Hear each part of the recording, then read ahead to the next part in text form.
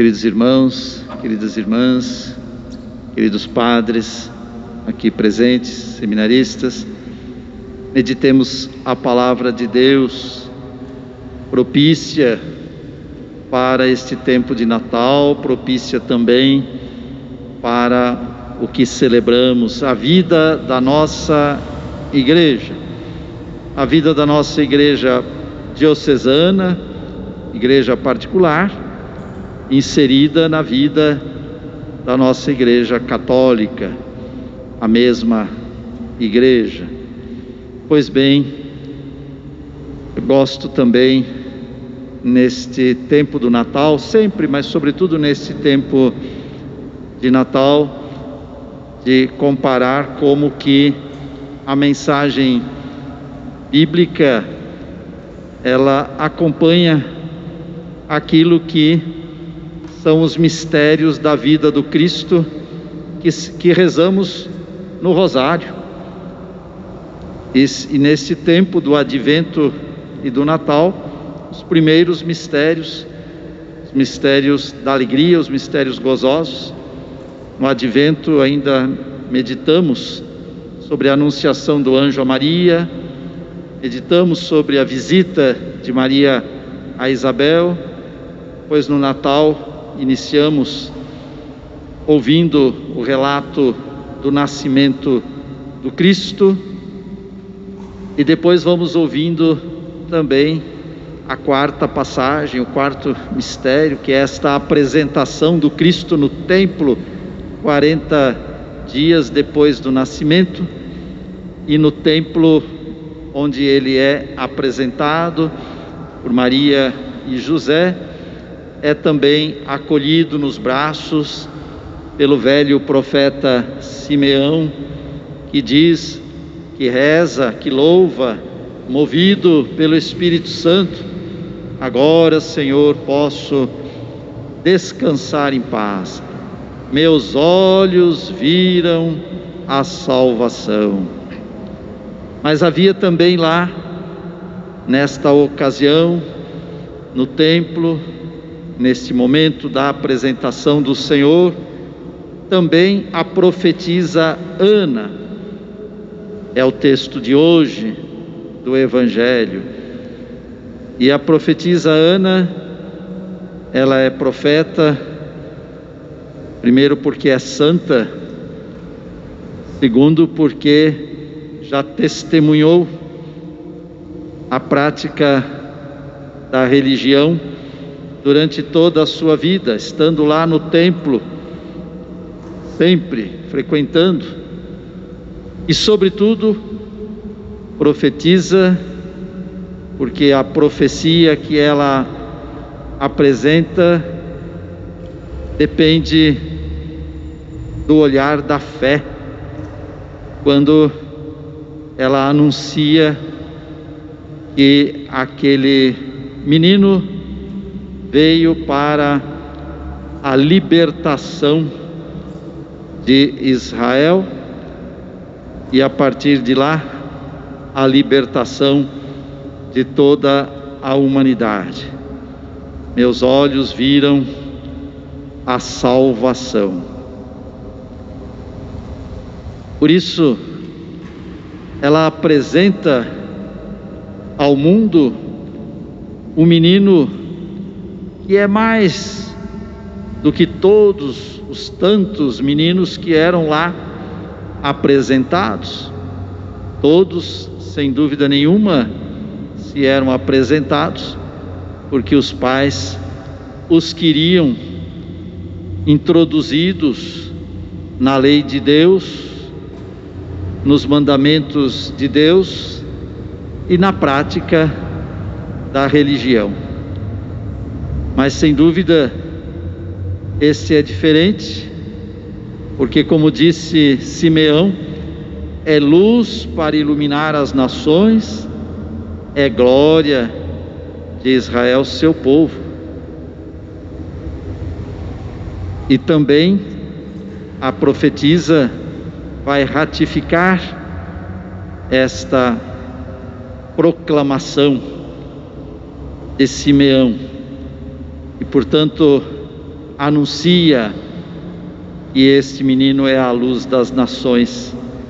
é o Salvador da humanidade. E ao anunciar aquele que veio para modificar o caminho da humanidade, modificar para melhor, é claro, no sentido de que as profecias, as promessas de Deus se cumprem. Na verdade, a sua vida, essa da profetisa Ana, e o seu anúncio é também um anúncio da vida da igreja. O Evangelho diz que é uma mulher que servia a Deus, e nós sabemos que depois Cristo de fato ensinou que se serve a Deus servindo ao próximo, e o serviço ao próximo, o serviço da caridade, é constitutivo da vida da igreja. Depois se diz que a profetisa incessantemente louvava a Deus, e agora mais ainda, porque tem o motivo pleno do louvor de Deus, a presença viva, encarnada naquele menino, do próprio Filho de Deus. Louvar a Deus é a razão de ser do culto cristão na igreja, aliás, do culto judaico no judaísmo e do culto cristão na igreja, o louvor a Deus. Porque nós nos dirigimos à igreja, porque celebramos o nosso culto, de modo especial o culto eucarístico, porque é também constitutivo da vida da igreja a liturgia que permite subir aos céus o louvor de quem vive aqui na terra. Mas também diz o texto que a profetisa Ana, naquele entusiasmo, falava do menino, proclamava aquele nascimento, proclamava aquele momento, proclamava a redenção de Israel e de toda a humanidade. E aqui há de se recordar que também é constitutivo da igreja proclamar a palavra de Deus. E a palavra de Deus, o verbo de Deus, é a pessoa de Jesus Cristo. Portanto, quando proclamamos a palavra de Deus, nós estamos proclamando a pessoa de nosso Senhor Jesus Cristo. E assim se comprova que aquela anciã piedosa, mais do que aquela que realizava atos rotineiros na vida de uma que precocemente tornou-se viúva e que lia toda a sua vida pessoal, matrimonial, religiosa, à luz das verdades de Deus, ela proclama mais longe de que a palavra de Deus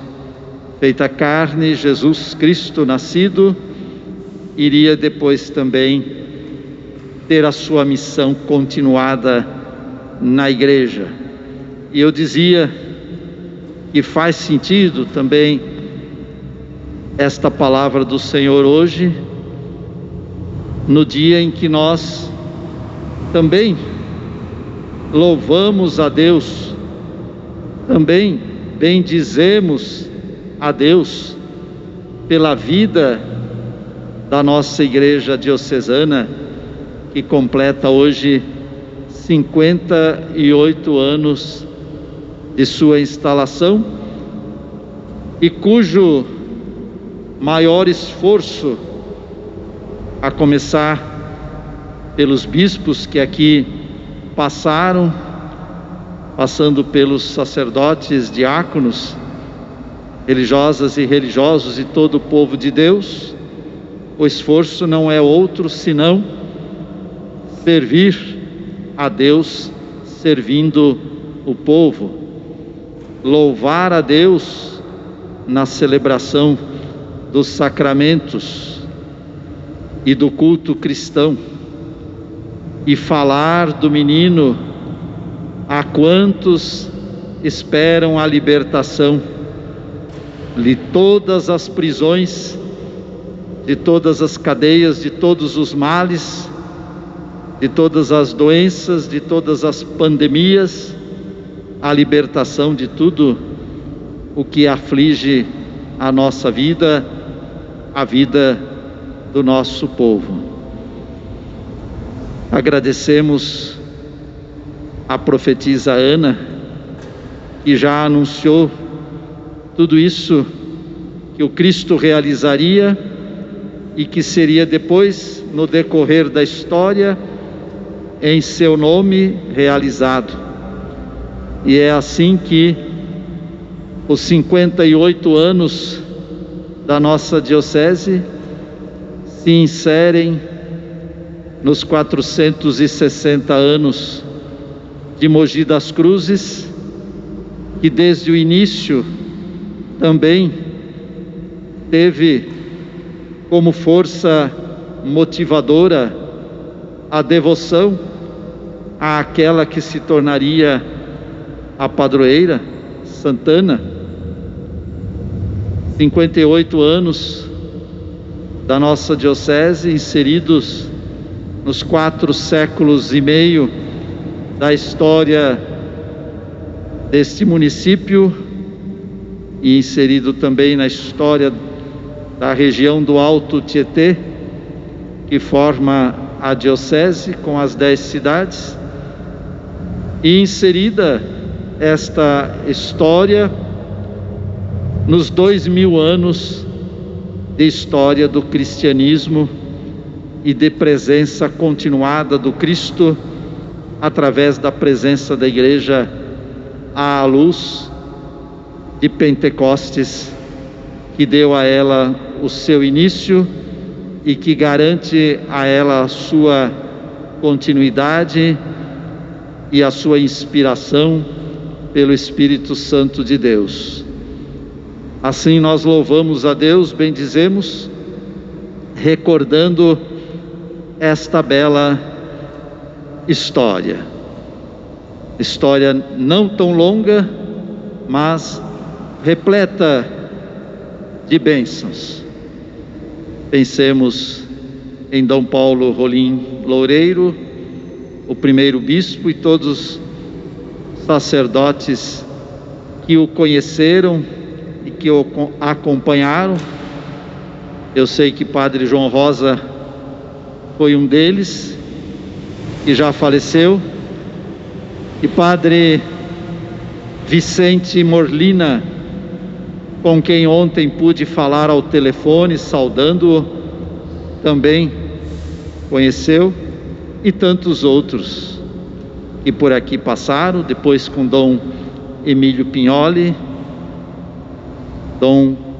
Paulo Mascarenhas Roxo, graças a Deus, entre nós, Dom Ayrton José dos Santos, até que há 8 anos eu também chegasse e me inserisse na história desta diocese, desta igreja particular. E claro que nem há tempo neste momento de recordarmos tudo o que constitui a riqueza da nossa diocese. Mencionei o clero, que são os padres e os diáconos, mencionei as consagradas e consagrados, os religiosos e religiosos. De fato, em 1627, 400 anos quase, chegaram os primeiros freis carmelitas aqui em nossa diocese, que não era diocese, nesta paróquia, que também não era nem ainda paróquia. Aliás, a devoção a Santana em primeiro lugar, este lugar central em primeiro lugar, onde se construiu a capelinha, depois no final do século XIX, final dos 1800, a Catedral Antiga, e na metade do século XX, há que se recordar o Padre Roque, esta nova matriz e catedral. E claro, como não recordar, nos dias de hoje, a diocese constituída com as suas 83 paróquias, as cerca de 370 capelas, comunidades, os 145 padres, cerca de 40 seminaristas, os 10 municípios, as regiões pastorais, 9, cada uma com seu padre coordenador, o serviço de caridade, da Caritas, das pastorais sociais, da Abomoras, do Instituto Ana de Moura e tantas das creches ligadas à igreja, o serviço educacional da nossa Faculdade de Filosofia e Teologia Paulo VI, a de Tiago, vice-diretor, monsenhor, professor, nosso colégio diocesano Paulo VI de Suzano, Padre Marcos, diretor, colégio Dona Placidina, e assim por diante, a Escola da Cidadania, o Museu Diocesano, que estamos para Museu de Arte Sacra, Museu Diocesano de Arte Sacra, que estamos começando a organizar, seminário, como eu já disse, com a Casa Sagrado Coração de Jesus, de Filosofia e Teologia, Nossa Senhora do Socorro, do Propedêutico. Tivemos também por alguns anos, 2014 a 2019, 5 anos, seminário menor, e agora só tem o Nicolas, mas está aqui firme, e cujo prédio começou com o Padre Tiago, o primeiro reitor. Vitor também passou por lá, e hoje é o prédio que abriga a nossa Cúria Diocesana e o Tribunal Eclesiástico, fundado em 2016, organizado pelo Monsenhor, vigário judicial. Bem, quantas coisas se pode recordar e louvar a Deus, bem dizer a Deus, sobretudo pelo nosso querido povo de Deus. Uma igreja é formada pelo clero, sem dúvida, pelos serviços, mas sobretudo pelo povo de Deus, o povo católico, que participa de tudo isso e que expressa a sua fé. Olha a catequese, casal da catequese, muito obrigado. E o povo que expressa a sua fé, sobretudo, e de modo muito especial em nossa diocese, através da religiosidade popular, haja vista a nossa festa do Divino, haja vista as festas dos padroeiros, as romarias à Aparecida, à Mãe Peregrina, enfim, louvado seja Deus, que se faz presente na vida da nossa igreja, que é anunciado, porque ao anunciar Jesus Cristo, a igreja está realizando a sua missão primordial, única por sinal. Tudo que fazemos, que empreendemos, é porque queremos anunciar Jesus Cristo, nosso Salvador, que transforma os nossos corações, que transforma a humanidade. Louvado seja Deus por podermos, como Igreja Diocesana, participar na construção do reino de Deus. Também, claro, ao louvar a Deus, ao reconhecer as maravilhas que Ele realiza também através de nós, pobres criaturas, vamos recordando tudo aquilo que precisamos ainda melhorar, ainda aprimorar, avançar para as águas mais profundas. Mas teremos a história pela frente. Já olhamos para o ano que vem. O ano que vem, se Deus quiser, este momento tem que ser, oxalá sem a pandemia, um momento ainda mais vibrante, porque ao completar 59 anos, podemos dar início ao jubileu dos 60 anos em 2022. 1962, recordar que era o tempo do concílio, e Dom Paulo Rolim Loureiro soube da nomeação no navio, indo para Roma participar do concílio. Pois bem, como eu dizia, não é nesse momento que recordamos tudo, mas a recordação, a celebração desta bela história vai nos impulsionando para continuarmos tudo com a graça de Deus, com a presença do Cristo, com a luz do Espírito Santo, com a intercessão de Maria, Mãe da Igreja, e da nossa padroeira Santana. Amém.